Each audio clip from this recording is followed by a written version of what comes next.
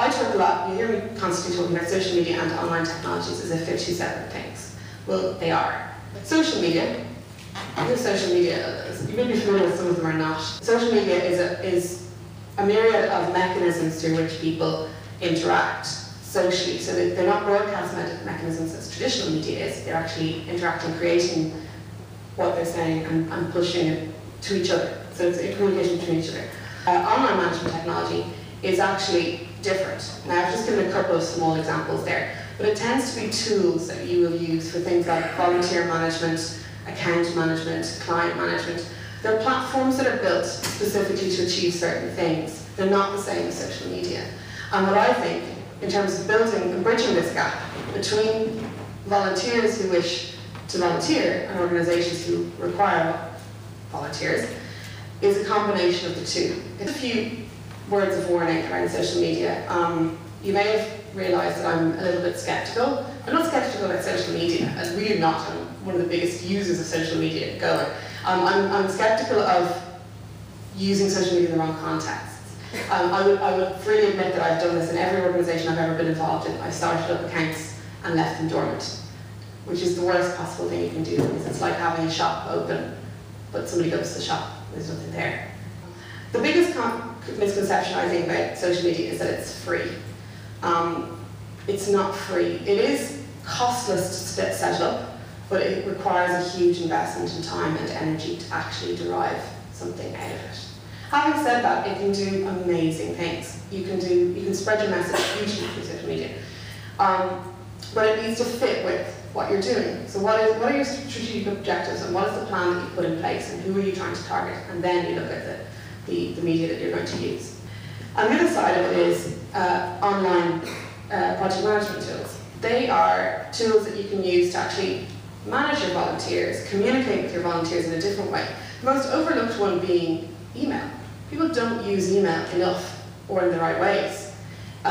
Email is the simplest form of communication. Everybody's on it. You know, grannies who are 75 are using it. And it's the best way of keeping people up to date, even if it is once a week telling them about a project. And that way you start moving people up. When they're getting constant communication from you in a real-time way that actually makes sense to them, giving them updates on a project, they'll actually start to move up that pyramid to become much more of a proactive, because they'll see you're managing things up from them.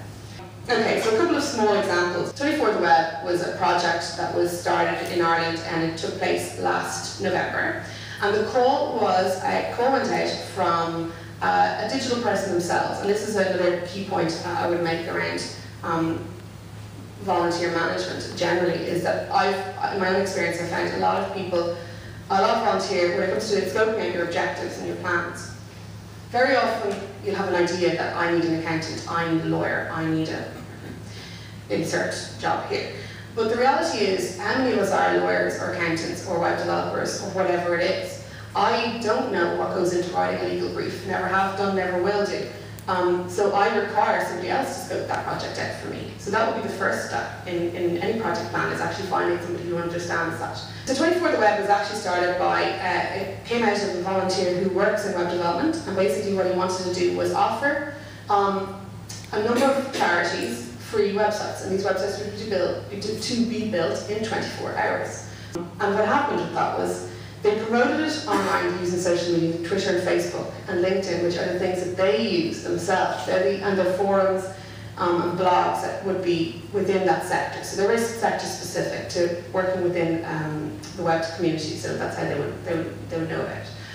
They were brought together, the groups, so each project was scoped out as a project. So there was a project manager assigned, there was a web developer, web designer, etc. And they would actually create the project. And they worked together, and then it was promoted afterwards. Second example I'm going to give you is more of a campaign. The People's Economy was a movement that took place in Ireland for 4 weeks before the last election. There was a problem in Ireland basically around information. You know, we're obviously going through an IMF EU bailout situation at the moment, and most people don't understand what that means. It's over their heads. So the idea was to create a space and to create a movement around giving people information about the economy. It's quite simple. In practice, it involved two things. It involved this website, which was information-led, and it involved a set of online seminars. So basically, some of the most prominent economists in the country were invited to speak every morning. They would each speak for an hour, and they would take questions from the public. And this was all built by a group of volunteers. Now, I know you're all looking because I'm a total web techie nerd person. 75 people came as volunteers, and of those volunteers, only 2 had anything to do with web technology.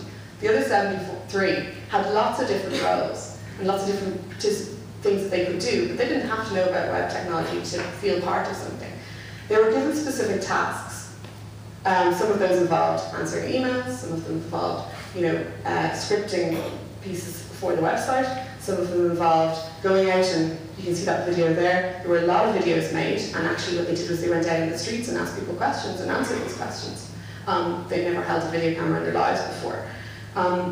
But what we did with that was we used 2 main things in terms of online technology, platforms and social media.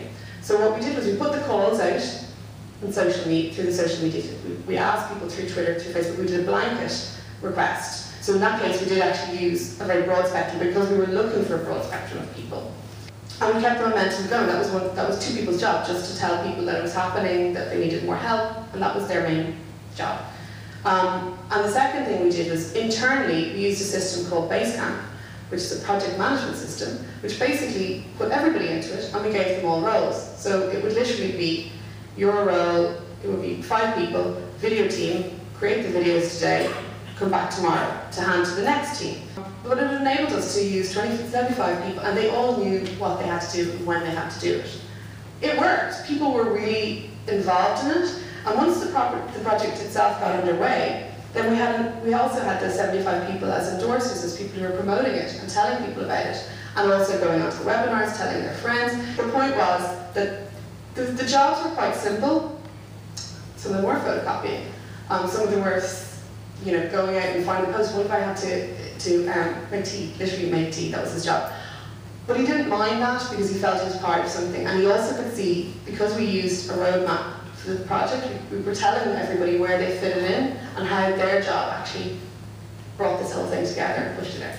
And afterwards, we used social media again to actually promote it. So we used all of those volunteers. They all told their networks, and it spread. So you can see there in the corner we had 1,500 people who liked the economy. That was only in 2 weeks. We also had 40,000 people visited the website. And that was a really good use because what we looked at, we scoped it out at the beginning. We said this is going to be widespread. We're going to use the following channels. You can see YouTube, Facebook, and Twitter were our social media channels we chose to use. We didn't go deviate from those, and we used them strategically. And then we project managed the project from beginning to end.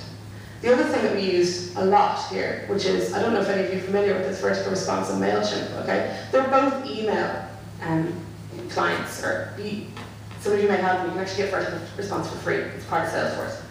But basically what it does is, when you send out an email, how many of you send out emails to groups of volunteers? And forgive me if you do use the systems, but how many people send out emails to volunteers, but you don't know who's opening it, who's looking at it, who's reading it, who writes their stuff. Okay? That's what email marketing is all about. Both MailChimp, and MailChimp's free as well, vertical response, enable you to do that. And they're really useful. And that's what my biggest thing always is: start at the very fundamentals. Start with what you have and use it the most effective way you can. And by what we did with MailChimp, basically, first of all, we sent out daily mails to everybody in the project saying, this is what's happening. We're sending this out, tell everybody about the webinar. And we had people up to date. And we could also see what was working when we sent out mass emails to 2,000 people. We could see, well, some people are opening this and some people are just deleting it. Is this successful or unsuccessful?